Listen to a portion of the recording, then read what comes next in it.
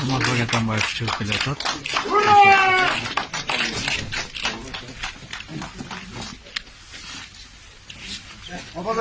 Суроолорду бере берсек болот анда. Качып кетсем не болот? Жогорку соттун токтомун сиз кандай баалайсыз? Бул саясий чечимби?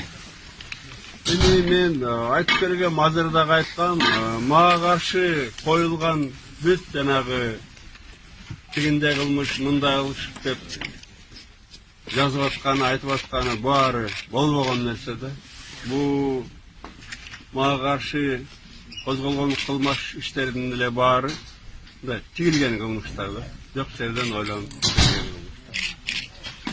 Омашашевич, как ваше здоровье?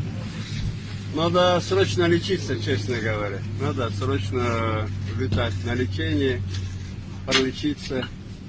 Но я, как всегда, вернусь, I'll be back. Вот был вопрос,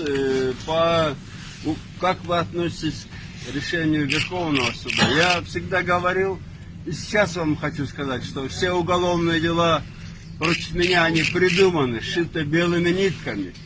И это все равно покажет время. Я надеюсь, что вот какая-то волна началась справедливости. Это вот была, знаете, комиссия по дачасу, решение по БТК. Это все сшито белыми нитками. Вы знаете, по чьей-то команде.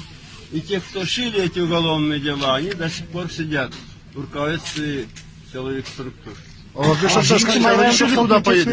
Сиз ошол ден соолугуңузга байланыштуу чет өлкөгө дарыланып келүүгө уруксат болгонсузбу? Жок, анысына албетте